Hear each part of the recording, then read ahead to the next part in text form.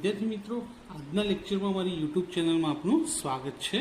આજનો લેક્ચર છે આપણો ધોરણ 10 બેઝિક મેથ્સ, જેમાં ગાલા એસાઇનમેન્ટના પેપર નંબર 5ના વિભાગ ડીનો 51માંથી લઈ અને 54માં દાખલા સુધીનો સોલ્યુશન આપણે મેળવીશું. તો શરૂઆત કરીએ 51થી. 51મો દાખલો છે કે નીચેની વર્ગીકૃત માહિતી માટે મધ્યક શોધો, અને આ માહિતી આપેલી છે. વર્ગ આપેલા છે અને આવૃત્તિ આપી છે, જેને એફઆઈ કહીએ છીએ આપણે. હવે વર્ગોની વર્ગ લંબાઈ સમાન નથી. પહેલાની 40 છે, બીજાની 40, પછી 50 છે, પછી 100 છે ત્રણેયની. એટલે વર્ગ લંબાઈ સમાન નથી. માટે દાખલો ડીઆઈથી એટલે કે ધારેલ મધ્યકની રીતથી થશે. જો વર્ગ લંબાઈ સમાન હોતી તો પદ વિચલનથી થતો, પણ સમાન નથી, માટે ધારેલ મધ્યકની રીતથી દાખલો થશે. સૌથી પહેલા મધ્ય કિંમત શોધીએ. 20 અને 60 બંનેનું ટોટલ કેટલું થાય? 80, અને 80ના અડધા થાય 40. 60 અને 100 160, 160ના અડધા થાય 80. 100 અને 150 એટલે કે 100 અને 150 ટોટલ થાય 250. 250ના અડધા થાય 125. હવે જરા સરળ છે. જો 150 અને 250ની વચ્ચે શું આવે? 200. 250 અને 350ની વચ્ચે 300, અને 350 અને 450ની વચ્ચે 400. જો આ રીતે ના ખબર પડે તો સરવાળો કરી અને અડધા કરીને શોધી શકાય છે. હવે શોધીએ ડીઆઈ. ડીઆઈ શોધવા માટે આપણે એ ધારવું પડશે. તો એ કોને ધારીએ? તો 125ને આપણે એ ધારી લઈએ. એની સામે હંમેશા શું આવે? 0. એફઆઈડીઆઈમાં પણ શું આવશે? 0. હવે 40માંથી 125 બાદ કરવાના છે. 40માંથી કેટલા બાદ કરવાના છે? 125. તો 125માંથી 40 જાય તો 85. પણ કેવા 85? -85 આવશે. 80માંથી 125 બાદ કરીએ તો 20 અને 25 45. પણ કેવા? -45. હવે આ ડીઆઈ થી થઈ રહ્યો છે, એટલે જો યુઆઈ હોત તો 1 2 3 લખી દેતા, પણ ડીઆઈ હોય એટલે બાદબાકી ફરજિયાત કરવી જ પડશે. એમાંથી એ એટલે કે 125માંથી 125 જાય તો 0. 200માંથી 125 જાય તો 75. 300માંથી 125 જાય તો 175, અને 400માંથી 125 જાય તો 275. હવે આ દાખલાની અંદર એફઆઈડીઆઈ શોધવા માટે આપણે ગુણાકાર કરવો પડશે. તો શરૂઆત કરીએ. પહેલો ગુણાકાર કોનો થશે? 85 અને 60નો થશે. તો 85 ગુણ્યા 7 કેટલા થાય? 595. પણ કેવા? -595. ત્યારબાદ 45 ગુણ્યા 5 કરવાના છે. 45 ગુણ્યા 5, તો એનો જવાબ કેટલો આવશે? 225. 0માં તો 0 જ આવે. 75 ગુણ્યા 12 કરવાના છે. તો 75 ગુણ્યા 12 કરીએ, એનો જવાબ કેટલો મળશે આપણને? 900. 175 ગુણ્યા 2 કરવાના છે. 350. 275 ગુણ્યા 3 કરવાના છે આપણે, તો 825. હવે શું કરશું? માઇનસનો સરવાળો અને પ્લસનો સરવાળો. માઇનસમાં 5 ને 5 10, વધી 1, 9 ને 1 10 ને 2 12, વધી 1 6 ને 2 8. પણ કેવા? -820 થાય. ત્યારબાદ પ્લસનો સરવાળો કરીએ. 0 0 અને અહીંયા 5, 5 અને 2 7, 8 ને 3 11, 11 અને 9 20, 2075. કેટલા થયા? 2075. એમાંથી આપણે 825 શું કરવા પડશે? બાદ કરવા પડશે, કારણ કે એક પ્લસ છે અને બીજું માઇનસ છે. તો બાદબાકી કરીએ. 2075 એમાંથી 820 શું કરવા પડશે? આપણે બાદ કરવા પડશે. તો બાદબાકી પણ એકદમ સરળ છે. જો 5માંથી 0 જાય તો 5, 7માંથી 2 જાય તો પણ 5 અને 20માંથી 8 જાય તો 12. તો FIDI મળી ગયા. FIનો સરવાળો જોઈ લઈએ. 7 અને 5 12, 12 દુ 24, 24માં 16 ઉમેરો તો કેટલા થશે? 24 અને 16 40, 40 ને 2 42, 42 અને 3 45. તો આખું કોષ્ટક આપણું રેડી થઈ ગયું છે. હવે ગણતરી કરીએ. FIDI છે 1255 અને FI છે 45. H આમાં મળવાનો નથી અને એ કોને ધાર્યા છે? 125 ને. તો ગણતરી કરીએ. તો x બાર બરાબર સૂત્ર શું આવશે? a plus sigma FIDI upon sigma FI. એ કોને ધાર્યા હતા? 125.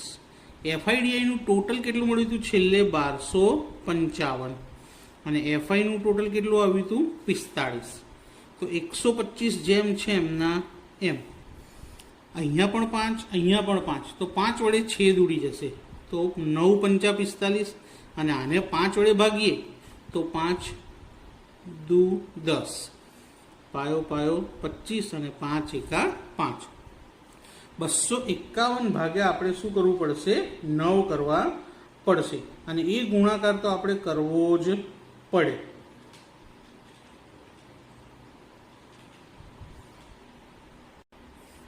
ભાગાકાર આપણે કરવો જ પડશે.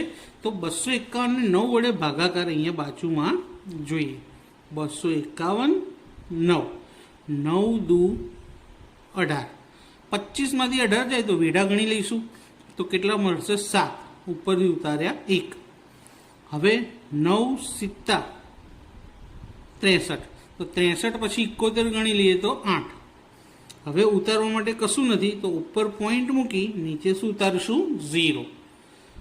હવે 9 ઈઠ્ઠા 72, 80માંથી 72 જાય તો ફરી 8, ફરી 0.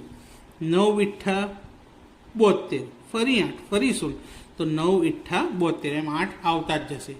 છેલ્લો આંકડો 5 કરતાં મોટો હોવાથી આગળ શું કરવાનું? +1. તો જવાબ શું આવશે? 27.89. આજે 88 હતી એમાં 1 ઉમેર્યું તો 89 થઈ ગયા. સરવાળો બહુ સહેલો છે. 125માં 27 જ ઉમેરવાના. 5 અને 7 12નો બગડો વધી 1, 2 ને 1 3, 3 ને 2 5 અને 1 પોઈન્ટ કેટલા? 89. તો માટે x બાર બરાબર એટલે કે મધ્યક બરાબર 152.89 થાય. હવે એવો જ બીજો દાખલો જોઈએ પણ એની અંદર મધ્યસ્થ શોધવાનો છે. ચેપ્ટર નંબર 13 આંકડાશાસ્ત્રનો છે આ પણ. તો મધ્યસ્થ શોધવા માટે આપણને વર્ગ આપ્યા છે અને આવૃત્તિ આપેલી છે. વર્ગ 65 થી 85, 85 થી 105 એમ બધા જ વર્ગની વર્ગ લંબાઈ 20 20 છે. કેટલી છે? 20. અને આવૃત્તિ આપી છે, એનો સરવાળો અત્યારે ખબર નથી. તો મધ્યસ્થ શોધવા માટે શું એક જ ખાનું બનશે? CF એટલે સંચયી આવૃત્તિ.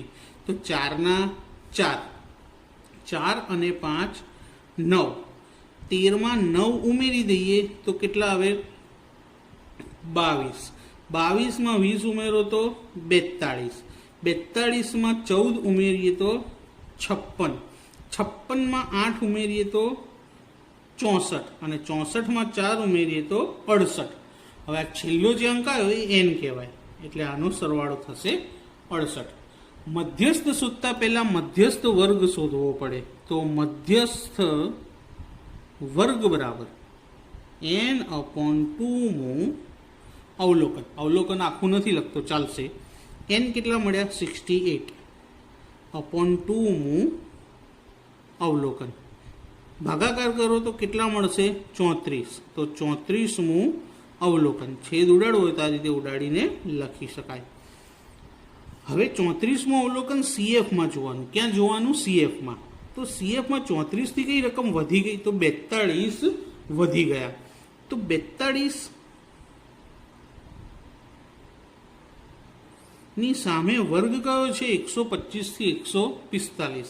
તો માટે મધ્યસ્થ વર્ગ બરાબર 125 થી 145 વર્ગ પરથી આપણને એલ પણ મળશે અને એચ પણ મળશે. એલ એટલે અધર સીમા 125, એચ એટલે વર્ગ લંબાઈ 20.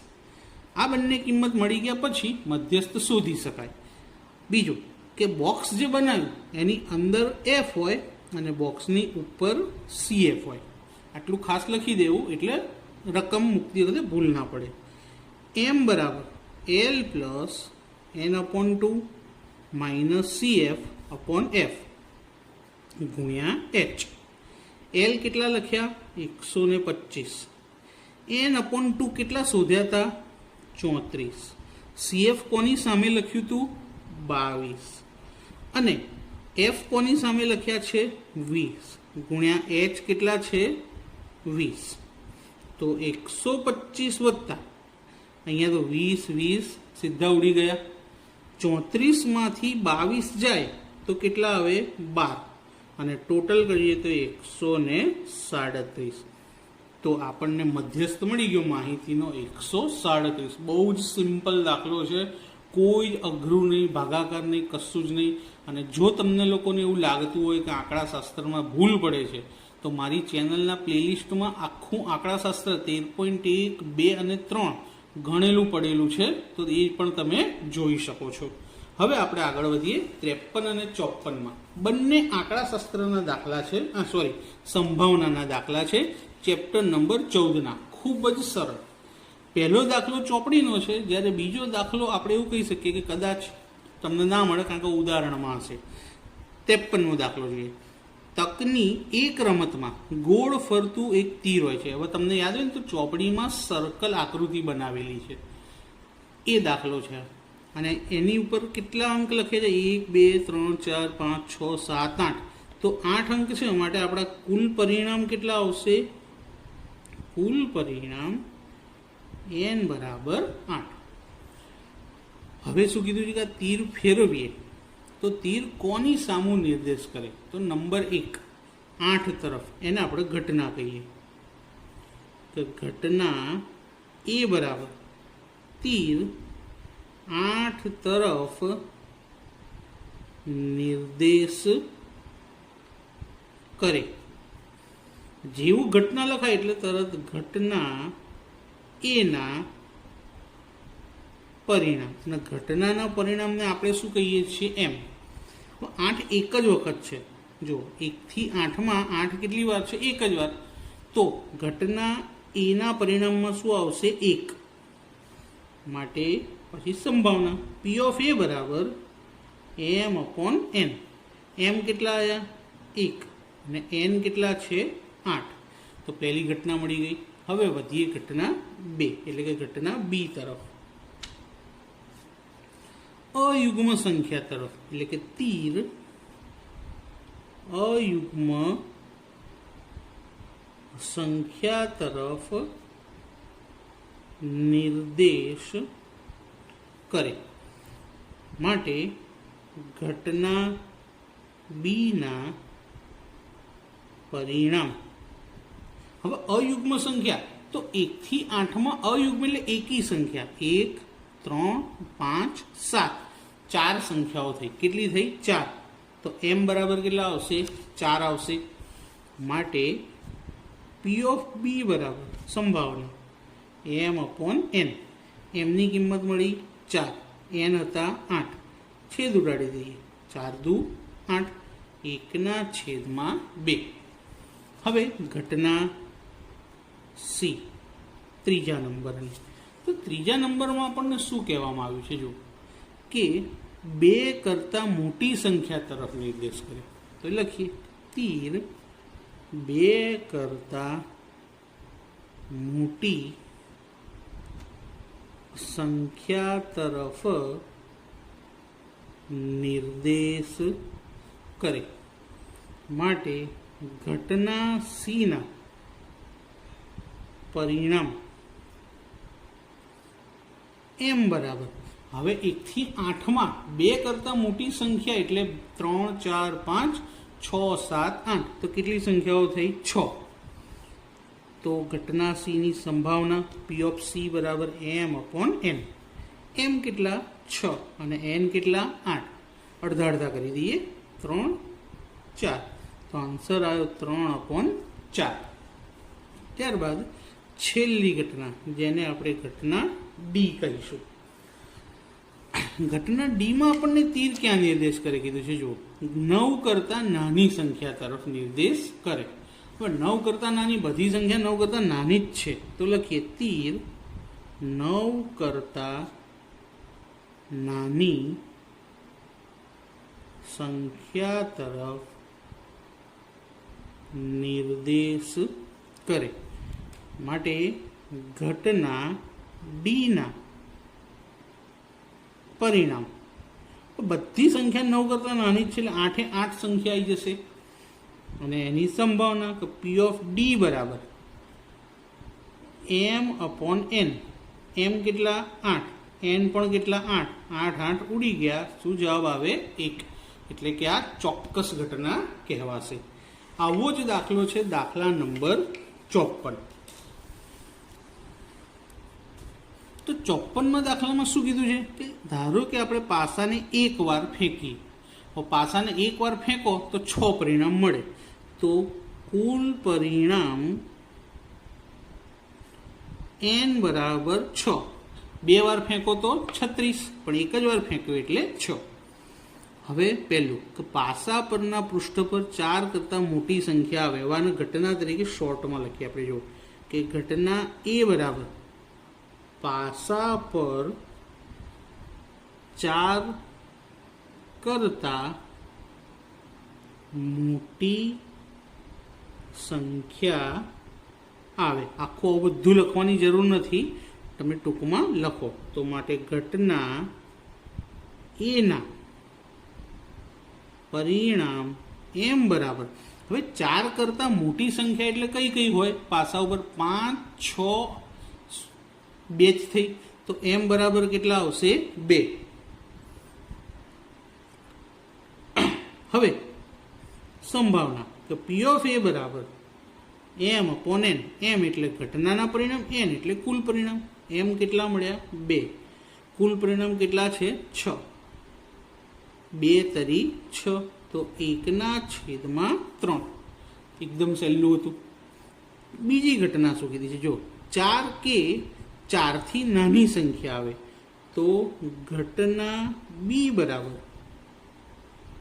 પાસા પર 4 કે 4 થી નાની સંખ્યા આવે.